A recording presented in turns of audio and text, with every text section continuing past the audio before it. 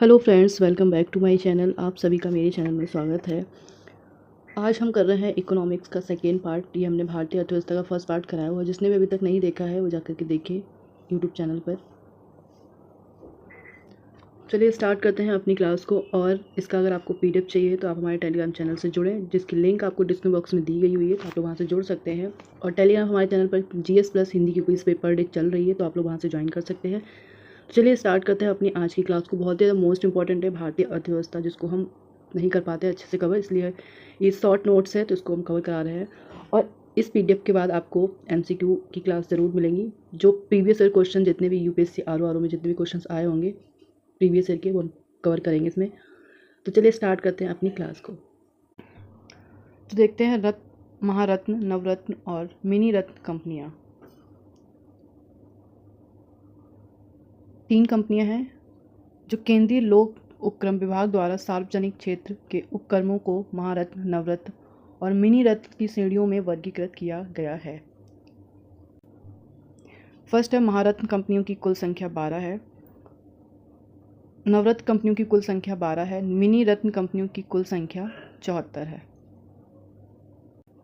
अब जो 2024 में रिपोर्ट आई है कंपनियों की, जिसमें से महारत्न कंपनियां अब 13 हो गई हैं और नवरत्न कंपनियां 21+1 हो गई हैं और मिनी रत्न कंपनियां 66 कंपनियां हो गई हैं।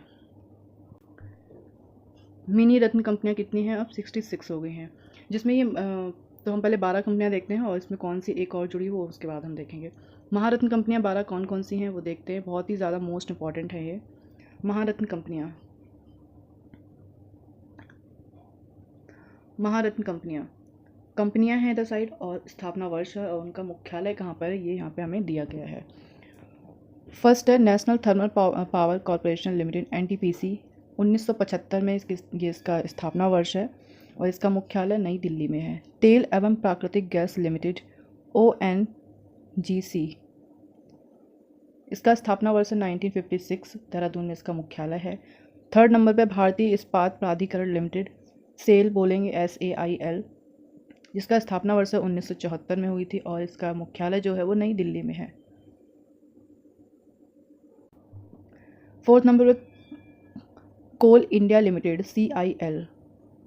1975 में इसकी स्थापना हुई थी और इसका मुख्यालय है कोलकाता में। Indian oil corporation limited, IOCL। 1959 में इसकी स्थापना हुई थी और नई दिल्ली में इसका मुख्यालय है।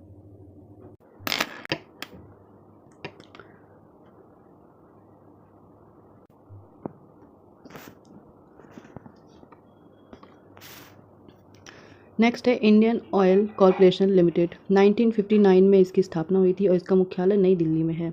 Gas Authority of India Limited, GAIL जिसको बोलेंगे, 1984 में इसकी स्थापना हुई थी और इसका जो मुख्यालय है वो नई दिल्ली में है। भारतीय हैवी इलेक्ट्रिकल्स लिमिटेड, भेल। 1964 में इसकी स्थापना हुई थी और इसका मुख्यालय नई दिल्ली में है।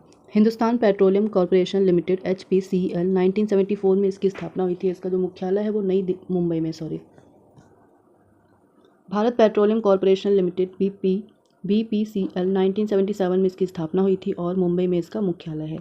Power grid corporation of India limited, PGCIL। 1989 में इसकी स्थापना हुई थी और इसका मुख्यालय नई दिल्ली में है।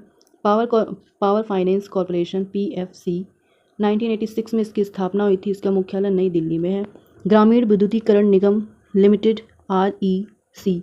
1669 को इसकी स्थापना हुई थी। इसका मुख्यालय नई दिल्ली में है। जो 13 नंबर की कंपनी है वो है ऑयल इंडिया लिमिटेड।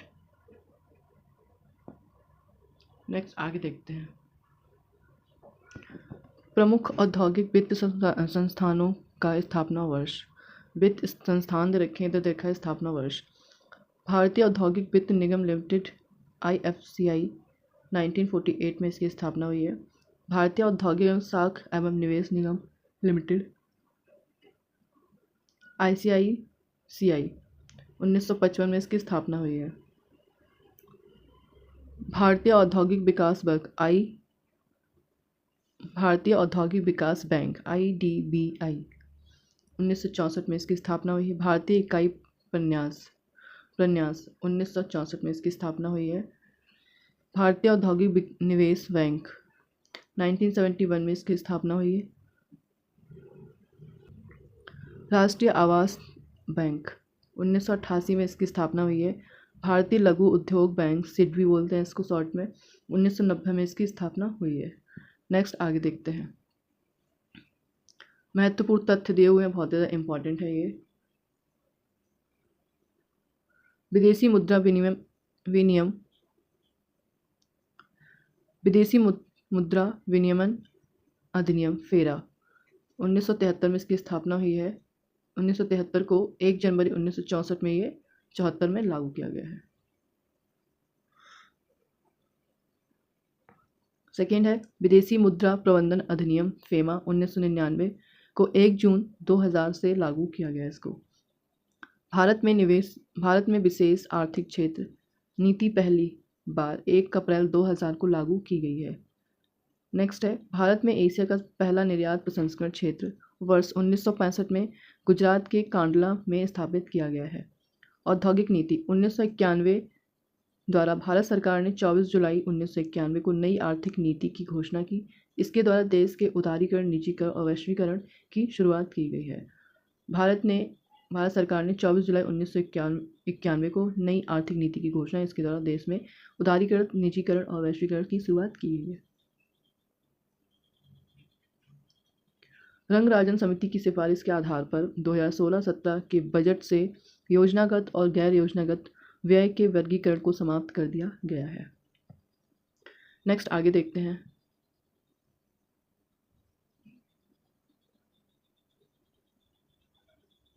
जीएसटी पूरा नाम है इसका वस्तु एवं सेवा कर परिचय। एक प्रत्यक्ष एक अप्रत्यक्ष कर है। ये लागू किया गया है 101वें संविधान संशोधन अधिनियम 2016 में द्वारा इसको लागू किया है। किस संशोधन लागू तिथि है 1 जुलाई 2017। उद्देश्य है इसका एक देश एक कर प्रणाली लागू करना, ये इसका उद्देश्य है। जीएसटी में शामिल अप्रत्यक्ष कर राज्य सरकार के कर और केंद्र सरकार के कर। राज्य वैट, मनोरंजन कर, प्रवेश कर, विलासिता कर, लॉटरी सट्टेबाजी जुए पर कर, वस्तु एवं सेवाओं की आपूर्ति पर राज्य का उपकर एवं अधिभार, विज्ञापन पर कर और क्रय पर कर। ये राज्य सरकार के द्वारा कर लगाए गए हैं जीएसटी अप्रत्यक्ष कर में। केंद्र सरकार के कर केंद्रीय उत्पाद शुल्क, अतिरिक्त उत्पाद शुल्क, सेवा कर, सीमा शुल्क, वस्तुओं एवं सेवाओं की आपूर्ति पर उपकर अधिभार है। नेक्स्ट देखते हैं आगे। जीएसटी परिषद अनुच्छेद 279A अध्यक्ष केंद्रीय वित्त मंत्री, उपाध्यक्ष राज्य सरकार के वित्त मंत्रियों के बीच से निर्वाचित, सदस्य केंद्रीय राज्य वित्त मंत्री एवं सभी राज्यों के वित्त मंत्री, गणपूर्ति, कुल सदस्यों का 50%, वोटिंग पावर केंद्र सरकार के पास 1/3 और राज्य सरकार के पास ये 2/3 है। उसका निर्णय 3/4 बहुमत से इसका निर्णय किया जाता है। वैट में है मूल्यवर्धित कर, वैल्यू एडिड टैक्स। सिफारिश करता है चलेया समिति 1991 में। शुभारंभ 1 अप्रैल 2005 को इसका शुभारंभ किया गया। लागू करने वाला प्रथम राज्य है हरियाणा, 1 अप्रैल 2003 को इसको लागू किया गया।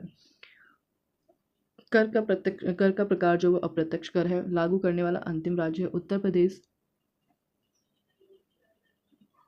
1 जनवरी 2008 से इसको लागू किया गया। कहाँ पर? उत्तर प्रदेश में। आरबीआई की साख नियंत्रण की विधियाँ। बैंक दर है वह ब्याज दर जिस पर आरबीआई अन्य बैंकों को दीर्घकालीन ऋण देता है, ये आरबीआई बैंक है, ये बैंक दर है। और रेपो दर क्या है? वह ब्याज दर जिस पर आरबीआई अन्य बैंकों को अल्पकालीन ऋण देता है, वो रेपो दर होती है।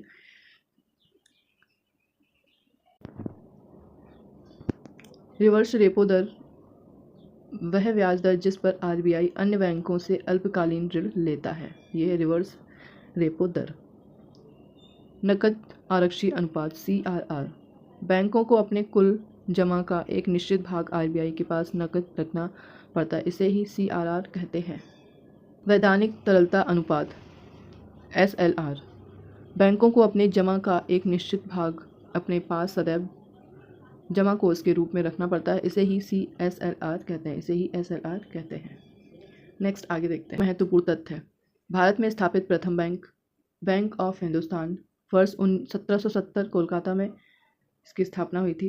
Bank of Hindustan precedence bank में 3 बैंक मर्ज की गई है, तब जाके एक प्रेसिडेंसी बैंक बनी है। कौन कौन सी है? Bank of Bengal 1806, bank of Bombay 1840, bank of Madras 1843 1843।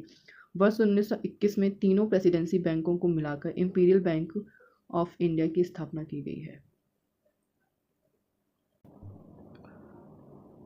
Imperial bank of India का राष्ट्रीयकरण किया गया है। 1 जुलाई 1955 को नया नाम इसका रखा गया भारतीय state Bank of India. State Bank of India presidency bank में 3 बैंक को मर्ज किया गया। उसके बाद तीनों प्रेसिडेंट बैंकों का जो मिलाकर नाम रखा है वो इंपीरियल बैंक ऑफ इंडिया की स्थापना की गई है। इस इंपीरियल बैंक ऑफ इंडिया का राष्ट्रीयकरण किया गया कब? 1 जुलाई 1955 को। इसका उसके बाद नाम रखा गया भारतीय स्टेट बैंक SBI, इसका नाम रखा गया। तो कब? 1 जुलाई 1955 में। भारतीयों द्वारा संचालित पहला बैंक अवध कमर्शियल बैंक है। इसकी स्थापना 1881 ईस्वी में हुई है। पूर्ण रूप से पहला भारतीय बैंक पंजाब नेशनल बैंक है। इसकी स्थापना 1894 में हुई है। पूर्ण रूप से भारत में जो पहला बैंक स्थापित किया गया वो था पंजाब नेशनल बैंक। इसकी स्थापना 1864 में की गई थी। भारतीय रिजर्व बैंक RBI की स्थापना किसकी सिफारिश पर की? हिल्टन यंग समिति ने इसकी सिफारिश की। परिचय भारत का केंद्रीय बैंक होगा। स्थापना तिथि 1 अप्रैल 1935 में RBI एक्ट 1934 द्वारा इसकी स्थापना की गई है। मुख्यालय मुंबई में है। राष्ट्रीयकरण 1 जनवरी 1949 में इसका राष्ट्रीयकरण हुआ है। म्यांमार बर्मा के केंद्रीय बैंक के रूप में कार्य किया है मार्च 1947 तक। पाकिस्तान के केंद्रीय बैंक के रूप में कार्य किया। 30 जून 1948 तक इसका काम पाकिस्तान में काम किया है। प्रथम गवर्नर थे ओसबोर्न स्मिथ और प्रथम भारतीय गवर्नर CD देशमुख रहे हैं। ये है RBI के बारे में पूरी इन्फॉर्मेशन। किसकी सिफारिश पर, इसका परिचय क्या, इसकी स्थापना क्या, मुख्यालय कहाँ है, राष्ट्रीयकरण कहाँ है, और मैं सबसे पहले म्यांमार जो केंद्रीय बैंक के रूप में इसने म्यांमार में काम किया है, पाकिस्तान में भी केंद्रीय बैंक के रूप में काम किया है 30 जून 1948 तक। नेक्स्ट आगे देखते हैं। नेक्स्ट है बैंकों का राष्ट्रीयकरण। प्रधानमंत्री इंदिरा गांधी के कार्यकाल में पहली बार 19 जुलाई 1969 को 14 बड़े बैंकों का राष्ट्रीयकरण किया गया था। किसके कार्यकाल में? इंदिरा गांधी के कार्यकाल में। दूसरी बार 15 अप्रैल 1980 को कितने बैंकों का वर्गीकरण राष्ट्रीयकरण किया गया था? 6 बड़े बैंकों का राष्ट्रीयकरण किया गया। नेक्स्ट है बंधन बैंक की स्थापना हुई 2001 में और मुख्यालय इसका है कोलकाता में। भारतीय महिला बैंक स्थापना इसकी 19 नवंबर 2013 को, मुख्यालय नई दिल्ली में है। सेवी में SBI में विलय हुई है। ये 1 अप्रैल 2017 को भारतीय महिला बैंक को विलय कर दिया गया, किसमें? SBI बैंक में। ये चार्ट बहुत ज़्यादा इम्पॉर्टेंट है। बैंकों का विलय वर्ष 1993 में न्यू बैंक ऑफ इंडिया का पंजाब नेशनल में विलय किया गया। 1 अप्रैल 2017 को State Bank of Bikaner and Jaipur का, State Bank of Patiala, State Bank of Mysore का, स्टेट बैंक ऑफ त्रावणकोर का, भारतीय महिला बैंक का विलय किया गया। किसमें? भारतीय स्टेट बैंक में इसका विलय किया। SBI में इन बैंकों का विलय किया गया है। 1 अप्रैल 2019 को विजया बैंक का, देना बैंक का किस बैंक में विलय किया गया? बैंक ऑफ बड़ौदा में इसका विलय किया गया। कौन कौन सी बैंक का? विजय बैंक का और देना बैंक का। 1 अप्रैल 2020 को ओरिएंटल बैंक ऑफ कॉमर्स और यूनाइटेड बैंक ऑफ इंडिया का विलय किसमें किया गया? पंजाब नेशनल बैंक का इसमें विलय किया गया। कौन कौन सी बैंक का? ओरिएंटल बैंक ऑफ कॉमर्स और यूनाइटेड बैंक ऑफ इंडिया का। नेक्स्ट है सिंडिकेट बैंक का केनरा बैंक में विलय किया गया। इलाहाबाद बैंक का इंडियन बैंक में विलय किया गया। आंध्रा बैंक का और कॉरपोरेशन बैंक का यूनियन बैंक ऑफ इंडिया में इसका विलय किया गया है। ये बहुत ही इंपॉर्टेंट चार्ट है। आप लोग क्लास को ज़रूर देखें, लाइक से सब्सक्राइब जरूर करें चैनल को और कमेंट करके कमेंट सेक्शन में ज़रूर बताएं क्लास कैसी लगी आप लोगों को। आगे है वर्तमान में सार्वजनिक बैंकों की कुल संख्या कितनी है? वर्तमान में सार्वजनिक बैंकों की कुल संख्या 12 है। भारत का सबसे बड़ा बैंक भारतीय स्टेट बैंक ऑफ इंडिया है। भारत का सबसे बड़ा निजी बैंक क्षेत्र HDFC है। क्रेडिट कार्ड जारी करने वाला पहला भारतीय bank central bank of India है। म्यूचुअल फंड शुरू करने वाला पहला भारतीय बैंक भारतीय स्टेट बैंक है। विदेश लंदन में शाखा खोलने वाला पहला भारतीय बैंक ऑफ इंडिया है।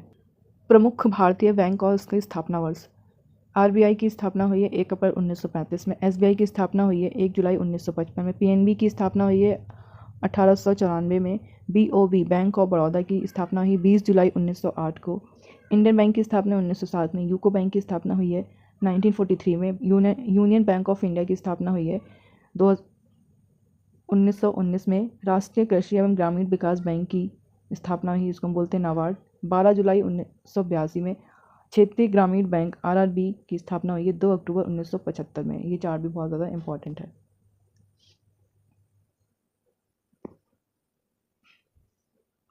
आयात निर्यात बैंक 1982 में। राष्ट्रीय आवास बैंक 9 जुलाई 1988 में। इंडस्ट्रियल क्रेडिट एवं investment corporation of India ICICI bank 1994 में इसकी स्थापना हुई है। Housing development financing corporation HDFC की स्थापना भी 1994 में हुई है। एक्सिस बैंक की स्थापना 1993 में हुई है। उसके बाद हम देखेंगे प्रमुख योजनाएं एवं उनके कार्यक्रम देखेंगे। ये क्लास बहुत ही ज़्यादा इंपॉर्टेंट है और आने वाले एग्ज़ाम के लिए तो बहुत ज़्यादा इंपॉर्टेंट है ये। इसमें हमने बैंकों का सारा रास्ते का विलय देखा है, किस बैंक ने कौन सी बैंक के साथ विलय किया है, और इसमें हमने महारत्न कंपनियां देखी हैं। और अब हम देख रहे हैं प्रमुख योजनाएं। तो चलिए क्लास को कंटिन्यू करते हैं और आप क्लास को ज़रूर देखें।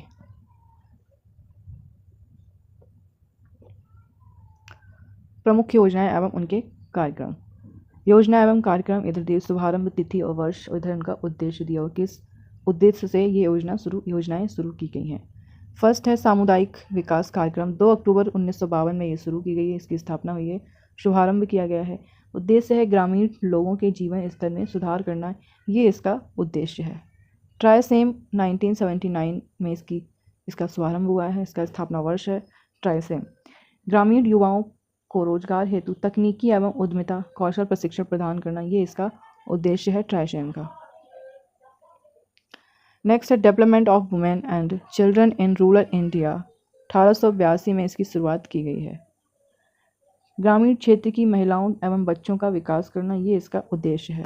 इंदिरा आवास योजना 1985 में शुरू की गई है। SC ST और BPL परिवारों को पक्का आवास प्रदान करना, ये इसका उद्देश्य है। मध्याह्न भोजन योजना वर्ष 2021 में इसका नाम बदलकर PM पोषण कर दिया गया है। 15 अगस्त 1995 में इसका शुभारंभ हुआ है। 1 से 8वीं कक्षा तक के बच्चों को दोपहर में पोषण युक्त भोजन उपलब्ध कराना, ये इसका उद्देश्य है। स्वर्ण जयंती शहरी रोजगार योजना 1 दिसंबर 1997 में शहरी बेरोजगारों और अल्प बेरोजगारों को लाभकारी रोजगार प्रदान करना, ये इसका उद्देश्य है। किसान क्रेडिट कार्ड योजना अगस्त 1998 में शुरू की गई है। किसानों को रियायती ब्याज पर दर पर ऋण उपलब्ध कराना, ये इसका उद्देश्य है। स्वर्ण जयंती स्वरोजगार योजना 1 अप्रैल 1999 में शुरू की गई है। ग्रामीण क्षेत्रों में BPL परिवारों को स्वरोजगार हेतु मदद प्रदान करना, ये इसका उद्देश्य है। स्वर्ण जयंती ग्राम स्वरोजगार योजना का। प्रधानमंत्री ग्राम सड़क योजना 2000 में शुरू की गई है।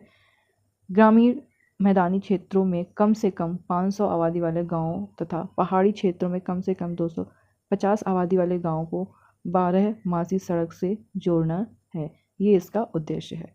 अंत्योदय अन्न योजना 25 दिसंबर 2000 में शुरू की गई है। अति निर्धन परिवारों को प्रतिमाह 35 किलोग्राम खाद्यान्न उपलब्ध कराना, ये इसका उद्देश्य है। सर्व शिक्षा अभियान 2001 में शुरू किया गया। 6 से 14 वर्ष तक के सभी बच्चों को निःशुल्क एवं अनिवार्य शिक्षा प्रदान करना, ये इसका उद्देश्य है। भारत निर्माण योजना 16 दिसंबर 2005 में शुरू की गई है। ग्रामीण अवसंरचना का विकास करना, घटक सिंचाई, सड़क जलापूर्ति, आवास, विद्युत एवं दूर संरचना, ये इसका उद्देश्य है। महात्मा गांधी राष्ट्रीय ग्रामीण रोजगार गारंटी अधिनियम मनरेगा के नाम से जानते हैं इसको। 2 फरवरी 2006 में आंध्र प्रदेश के अनंतपुर जिले से इसकी शुरुआत हुई थी। अकुशल श्रमिकों को प्रतिवर्ष 100 टन का गारंटी युक्त रोजगार उपलब्ध कराना, ये इसका उद्देश्य है। आम आदमी बीमा योजना 2 अक्टूबर 2007 में शुरू हुई है। असंगठित क्षेत्र के कामगारों को बीमा कवर प्रदान करना, ये इसका उद्देश्य है। राष्ट्रीय ग्रामीण स्वास्थ्य मिशन 12 अप्रैल 2005 में शुरू हुआ है। ग्रामीण क्षेत्रों में महिलाओं, बच्चों और गरीबों के लिए गुणवत्तापूर्ण स्वास्थ्य देखभाल की उपलब्धता एवं पहुंच में सुधार करना, ये इसका मुख्य उद्देश्य है। ग्रामीण स्वास्थ्य बीमा योजना 1 अप्रैल 2008 में शुरू हुई है। BPL परिवारों में 30,000 रुपये तक का स्वास्थ्य बीमा कवरेज प्रदान करना ये इसका मुख्य उद्देश्य है। प्रधानमंत्री जनधन योजना 28 अगस्त 2014 को कमजोर वर्गों के वित्तीय समावेश हेतु जीरो बैलेंस पर खाता खोलना ये इसका उद्देश्य है। प्रधानमंत्री जनधन योजना। मेक इन इंडिया 25 सितंबर 2014 में देश को विनिर्माण हब बनाना ये इसका उद्देश्य है। स्वच्छ भारत मिशन 2 अक्टूबर 2014 से शुरू किया गया है। 2 अक्टूबर 2019 गांधी जी की 150वीं जयंती तक देश को खुले में शौच से मुक्त करना ये इसका उद्देश्य है। मिशन इंद्रधनुष 25 दिसंबर 2014 में शुरू हुआ। 2 वर्ष तक के बच्चों एवं गर्भवती महिलाओं को निःशुल्क टीकाकरण सुनिश्चित करना ये इसका मुख्य उद्देश्य है। ये योजना वाला चार्ट बहुत ज़्यादा इंपॉर्टेंस आप लोग और अच्छे से इसको देख लीजिएगा। बेटी बचाओ बेटी पढ़ाओ अभियान शुरू कब किया गया? 22 जनवरी 2015 पानीपत हरियाणा से इसकी शुरुआत हुई है। बाल लिंगानुपात बढ़ाना, महिला सशक्तिकरण और लैंगिक असमानताओं को कम करना ये इसका मुख्य उद्देश्य है। सुकन्या समृद्धि योजना 22 जनवरी 2015 में शुरू की गई। 10 वर्ष तक की बालिकाओं का बैंक या डाकघर में बचत खाता खोलना। इस खाते में प्रतिवर्ष 1.5 लाख रुपए तक जमा पर सरकार उच्च दर से ब्याज देती है। ये इसका मुख्य उद्देश्य है। मृदा स्वास्थ्य कार्ड योजना 19 फरवरी 2015 में सूरतगढ़ राजस्थान में शुरू की गई है। मृदा के स्वास्थ्य की जांच कर किसानों को मृदा स्वास्थ्य कार्ड उपलब्ध कराना ये इसका मुख्य उद्देश्य है। प्रधानमंत्री मुद्रा योजना 8 अप्रैल 2015 में शुरू की गई है। छोटे उद्यमियों को बिना गारंटी 10 लाख रुपए तक बैंक ऋण उपलब्ध कराना ये इसका मुख्य उद्देश्य है। प्रधानमंत्री सुरक्षा बीमा योजना आयु है इसकी 18 से 17 वर्ष, प्रीमियम 20 रुपये प्रतिवर्ष। 9 मई 2015 में शुरू हुई है। दुर्घटना से मृत्यु की दशा में बीमा धारक को 2 लाख रुपए का बीमा कवर प्रदान करना ये इसका मुख्य उद्देश्य है। प्रधानमंत्री जीवन ज्योति बीमा योजना आयु है इसकी 18 से 50 वर्ष और प्रीमियम इसका 436 प्रतिवर्ष। 9 मई 2015 में इसकी शुरुआत हुई है। दुर्घटना से मृत्यु एवं स्वाभाविक मृत्यु दोनों ही दशा में बीमा धारक 2 लाख रुपए बीमा कवर प्रदान करता है। प्रधानमंत्री आवास योजना शहरी 25 जून 2015 में शुरू हुआ है। गरीब शहरी परिवारों को पक्का हाउस उपलब्ध कराना है इसका मुख्य। स्मार्ट सिटी योजना 25 जून 2015 में देश के 100 शहरों को स्मार्ट शहर के रूप में विकसित करना है इसका मुख्य उद्देश्य है। डिजिटल इंडिया कार्यक्रम 1 जुलाई 2015 में शुरू किया गया। डिजिटल बुनियादी ढांचे का विकास एवं सार्वभौमिक डिजिटल का साक्षरता बढ़ाना ये इसका मुख्य उद्देश्य है। स्टार्टअप इंडिया योजना 16 जनवरी 2016 में शुरू की गई है। देश के नवाचार स्टार्टअप को बढ़ावा देने के लिए एक मजबूत पारिस्थितिक तंत्र का निर्माण करना ये इसका मुख्य उद्देश्य है। स्टैंड अप योजना 5 अप्रैल 2016 में SC ST और महिलाओं में उद्यमिता को बढ़ाना ये इसका मुख्य उद्देश्य है। प्रधानमंत्री फसल बीमा योजना 18 फरवरी 2016 में शुरू की है। किसानों को न्यूनतम प्रीमियम पर फसल बीमा कवर प्रदान करना। प्रीमियम दर है खरीफ फसलों 2% पर और रबी की फसलें 1.5% पर और बागानी फसलों 5%। प्रधानमंत्री आवास योजना ग्रामीण 20 नवंबर 2016 में इसकी शुरुआत हुई है। ग्रामीण BPL परिवारों को पक्का आवास प्रदान करना इसका मुख्य उद्देश्य है। प्रधानमंत्री कृषि सिंचाई योजना 1 जुलाई 2015 में शुरू की गई है। सूक्ष्म सिंचाई पद्धति को बढ़ावा देना ये इसका मुख्य उद्देश्य है। प्रधानमंत्री सहज बिजली हर घर योजना सौभाग्य के नाम से जानते हैं इसको 25 दिसंबर 2017 में शुरू किया गया है। गरीब परिवारों को निःशुल्क विद्युत कनेक्शन का प्रदान करना ये इसका मुख्य उद्देश्य है। भारतमाला योजना अक्टूबर 2017 में शुरू की गई है। देश में सड़क कनेक्टिविटी को बढ़ाना ये इसका उद्देश्य है। आयुष्मान भारत योजना ये इम्पॉर्टेंट है। 23 सितंबर 2018 में इसकी शुरुआत हुई है। देश के 10 करोड़ ग्रामीण गरीब परिवारों को प्रतिवर्ष 5 लाख रुपए तक का निःशुल्क स्वास्थ्य बीमा कवरेज प्रदान करना ये इसका मुख्य उद्देश्य है।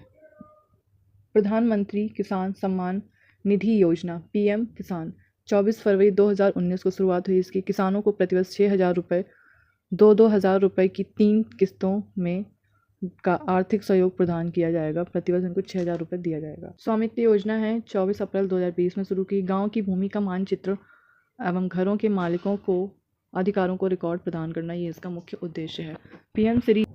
PM श्री स्कूल योजना 5 सितंबर 2022 को शुरू की गई है। देश के 14,500 स्कूलों को मॉडल स्कूल के रूप में विकसित करना, ये इसका मुख्य उद्देश्य है। Thank you for watching my video. Like से सब्सक्राइब जरूर करें चैनल को, और आप लोग कमेंट करके ज़रूर बताएं कमेंट सेक्शन में वीडियो कैसी लगी आपको, क्लास कैसी लगी। भारतीय अर्थव्यवस्था का ये सेकेंड पार्ट है। आप लोगों ने अभी तक इसका फर्स्ट पार्ट नहीं देखा है तो इसका फर्स्ट पार्ट जरूर देखें, और इसका पीडीएफ आपको टेलीग्राम चैनल पर मिल जाएगा। अगर आप अभी तक टेलीग्राम चैनल पर नहीं जुड़े हैं तो आपकी लिंक आपको डिस्क्रिप्शन बॉक्स में दी गई है, आप जाके जुड़ सकते हैं। Thank you.